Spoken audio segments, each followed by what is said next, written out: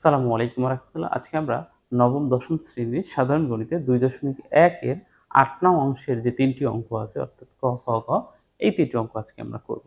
তো এর আগে আমরা ৭ পর্যন্ত সবগুলো অঙ্ক করিয়ে ফেলেছি। তোমরা যারা সেগুলো দেখো নাই দেখে নিতে পারো। আর যারা সেগুলো ইতিমধ্যে দেখেছো তাদেরকে অসংখ্য ধন্যবাদ। তো চলো শুরু করা যাক। তো দেখো আমাদের এই ৩ টা অঙ্কের মধ্যে, হ্যাঁ? আমাদের আ যে জিনিসগুলো দেয়া আছে এখানে দেখো উম ক নাম্বার অঙ্কের মধ্যে সেখানে আমাদেরকে এরকম একটা জিনিস দেয়া আছে। পি এরকম একটা চিহ্ন, এটাকে বলবো আমরা ক্রস। এটা কিন্তু গুণ না, হ্যাঁ? এটা গুণের মতো দেখা যায় যদিও, কিন্তু এটা কিন্তু গুণ না, এটাকে আমরা ক্রস বলবো। এই যে চিহ্নটা পি ক্রস কিউ এবং কিউ ক্রস পি, এটাকে কার্তেশীয় গুণজ বলা হয়। এটাকে বলা হয় কার্তেশীয় গুণজ। ওকে? এই জিনিসটা হচ্ছে যে এর আগে আমরা করি নাই। তবে এই যে ইন্টারসেকশন, যেমন এখানে এ ইন্টারসেকশন বি আছে খ নাম্বার অংশে এবং আ গ নাম্বার অংশে আছে দেখো পি ইউনিয়ন কিউ। এই ইউনিয়ন এবং ইন্টারসেকশন এই যে অঙ্কগুলো আমরা করেছি, মাঝখান থেকে এই জিনিসটা ক্রস বা কার্তেশীয় গুণজটা হচ্ছে নতুন। তো এটা আমরা ৭ নাম্বার পর্যন্ত অঙ্কের মধ্যে এই কার্তেশীয় গুণজের অঙ্ক আসলে আমরা করি নাই। এখন কার্তেশীয় গুণজটা কি? আমরা ধরো একটা এক্সাম্পল একটু দেখে ফেলি। একটা সেট, এই সেটে ধরো আছে এ বি, হ্যাঁ? আরেকটা সেট হচ্ছে ধরো বি, হ্যাঁ? সেটা হচ্ছে সেই সেটটা উপাদান হচ্ছে ধরো এক্স ওয়াই, হ্যাঁ? তাহলে এখন এখানে যদি আমরা এ এবং বি কে কার্তেশীয় গুণজ করি তাহলে এভাবে হবে cross x comma Y cross. তো এখন আমরা যেটা করব, এই প্রথমেরটার সাথে আহ, প্রথম যে সেট আছে এ সেটের প্রথম উপাদানের সাথে পরেরটা শেষ প্রথম উপাদানটাকে আমরা এ এভাবে কমা আকারে লিখব। ঠিক আছে? এরপর আমরা ফার্স্ট ব্র্যাকেট দিব। এরপর আবার এই এটার সাথে পরেরটার দ্বিতীয়টাতে লিখব। এর সাথে আমরা ফার্স্ট ব্র্যাকেট দিয়ে লিখব এবং এখানেও কমা হবে। এরপরে আমাদের দেখো প্রথম সেটের প্রথম উপাদান দিয়ে দ্বিতীয় সেটের সবগুলো উপাদানকে কিন্তু কার্তেশীয় গুণজ করে আমরা লিখলাম। এরপরে প্রথম সেটের পরবর্তী উপাদান দিয়ে আবার প্রত্যেকটাকে করতে হবে একইভাবে। যেমন বি এক্স, তারপর হচ্ছে বি ওয়াই। এটাই হচ্ছে কার্তেশীয় গুণজ এবং এটা করার পর সবগুলোকে একটা সেকেন্ড ব্র্যাকেট দিয়ে আটকায় দিতে হবে। এটাই হচ্ছে কার্তেশীয় গুণজের কাজ।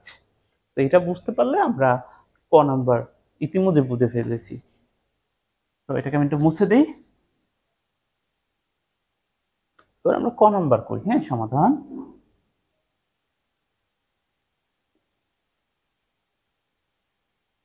ক নাম্বার। তো এখানে দেখো আমাদের লিখতে হবে দেয়া আছে, হ্যাঁ? দেয়া আছে, কি দেয়া আছে? পি সেটের উপাদান হচ্ছে এ দেয়া আছে, একটাই দেয়া আছে এবং কিউতে দেয়া আছে হচ্ছে বি এবং সি। তাহলে প্রথম আমরা অতএব পি ক্রস কিউ করে ফেলি, হ্যাঁ?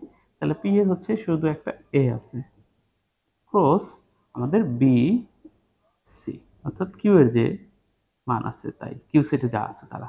এখন ক্রস করলে কি হবে? দেখো একটা মাত্র উপাদান আছে, তার মানে হচ্ছে এ বি, ফার্স্ট ব্র্যাকেট হবে এখানে কমা, তারপরে এসি,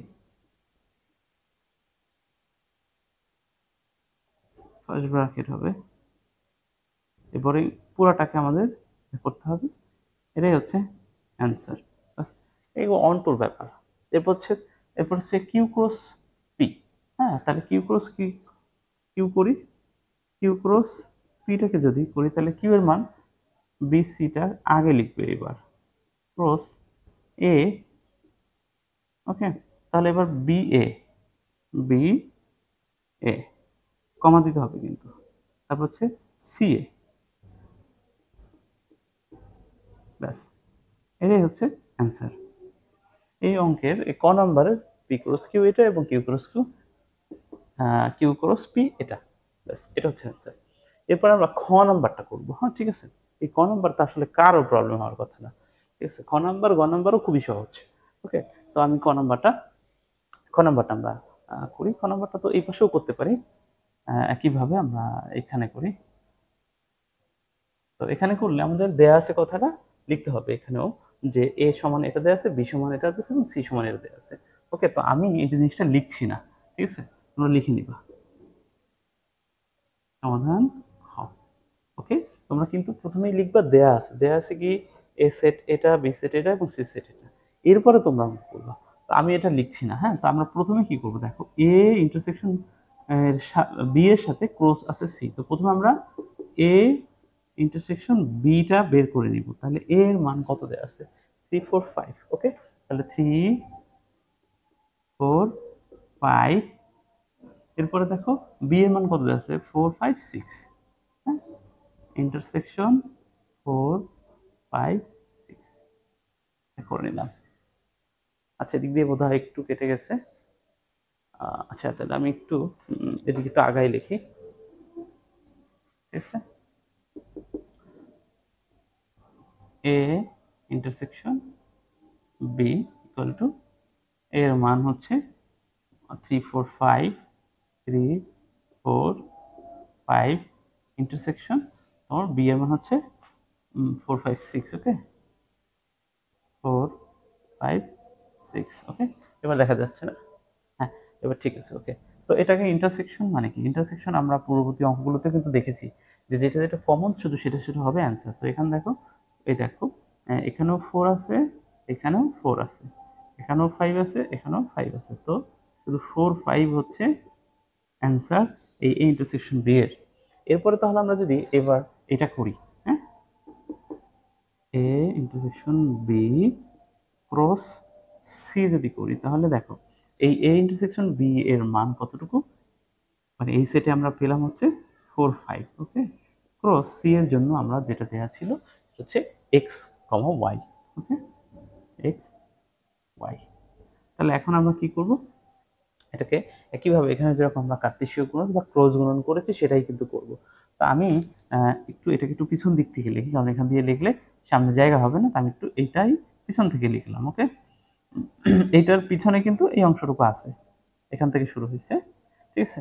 তো আমরা তাহলে কি 4x, 4x, x, তারপরে 4y, 4y, তারপরে তাহলে দেখো 4 দিয়ে দুটাকে করা শেষ। এরপরে হবে কি 5x, 5x, তারপর হবে 5y, ওকে? 5y, ব্যাস, এই হচ্ছে অ্যান্সার, ওকে? ব্যাস। তো আমি এখানে যেটা করছি আসলে আমার এই সমান চিহ্নটা আসলে তোমরা এখান থেকে শুরু করবে, এই যে এখানে নিচে দিয়ে যাবে। বাট আমার যেহেতু আমি যদি এখানে লিখতাম তাহলে এদিকে জায়গায় হতো না, তাই আমি একটু যেটা করলাম এইখানের এই লাইনটাই পিছন দিক থেকে শুরু করলাম। আশা করি বুঝতে পারছো। এটা আমাদের হচ্ছে যে খ নাম্বারটা আমরা করলাম। এখন আমরা ক নাম্বার লাস্টটা করব। তো তার আগে আমি একটু মুছে দেই। গ, তো এখানেও দেয়া আছে কি কি দেখো, লিখতে হবে। দেয়া আছে কি, দেয়া আছে p ইকুয়াল টু দেয়া আছে 3 5 and 7। এরপরে কিউ দেয়া আছে হচ্ছে 5 7। এরপরে আর দেয়া আছে, এখানে দেয়া আছে পি বাদ কিউ, ওকে? তাহলে এখন আমাদের প্রথমে যেটা করতে হবে, আমাদের কি করতে বলা হয়েছে যে দেখো এখানে পিউ, পি ইউনিয়ন কিউ এর সাথে ক্লোজ হবে আর, তাহলে এইটাকেও বের করতে হবে এবং আর এর মানটাও কিন্তু এখান থেকে বের করতে হবে। তাহলে প্রথমে আমরা পি ইউনিয়ন কিউ এটা করে নিই, হ্যাঁ? ওকে, পি ইউনিয়ন কিউ, এটা যদি পি এর মান কত দেখো 3 5 এবং 7, ইউনিয়ন কিউ এর মান হচ্ছে কত 5 7। তাহলে এটা এখান থেকে কত পাবো আমরা, এখান থেকে কিন্তু সব যাবে, ইউনিয়ন মানে কি সব যাবে, তার মানে 3 5 7 তিনটাই যাবে, 3 5 7। দেখো এখানে একটা ঘটনা ঘটছে, সেটা হচ্ছে 5 7 কিন্তু দুইবার ছিল, বাট আমরা এখানে দুইবার নিতে পারবো না, একবার নিব, ঠিক আছে? এটা গেল। এরপর আমরা যেটা করব সেটা হচ্ছে যে আর এর মান বের করে ফেলবো। আর ইকুয়াল টু দেয়া আছে কত অ্যাকচুয়ালি এটা, তাহলে পি ইকুয়াল টু কত দেখো তো, পি বাদ কিউ যদি করি তাহলে পি এর মান দেয়া আছে হচ্ছে 3 5 7 বাদ হচ্ছে কিউ মানে হচ্ছে 5 7। আচ্ছা, বাদ মানে হলো কি যে ওই সেটের যে উপাদানগুলো আছে তারা এটার সাথে যেটাকে ম্যাচ করবে সেটা বাদ হয়ে যাবে।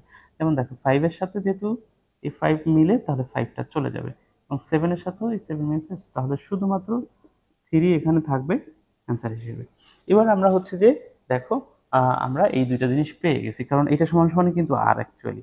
এটা সমান কিন্তু r ওখানে বলে দিয়েছে। হ্যাঁ? এই যে দেখো। তাহলে এবার আমরা আমাদের যে ম্যাথটা দেয়া আছে সেটা করে ফেলি, হ্যাঁ? অতএব এবার আমরা P union Q cross R করে ফেলি। তাহলে P ইউনিয়ন Q, তাহলে P ইউনিয়ন Q এর মান কত পেয়েছিলাম? এই যে 357 357 ক্রস R এর মান কত আছে? শুধু 3। তাহলে 35 সরি 33 তারপরে 53 যেহেতু আর কোনো উপাদান নাই একটাই আছে। তারপরে 73 তারপর হচ্ছে ব্যাস এই হচ্ছে অ্যান্সার। ওকে, এখন এটাকে আমাদের একটু সেকেন্ড ব্র্যাকেট দিতে হবে। এটাই অ্যান্সার। ওকে? 33 53 73 অ্যান্সার। এই হচ্ছে গ নাম্বারের অ্যান্সার। তো এইটুকু তো বুঝতে আশা করি কারো সমস্যা নেই। খুবই সিম্পল এবং ইজি অঙ্ক ছিল। তো আজকের পর্বে এই পর্যন্তই।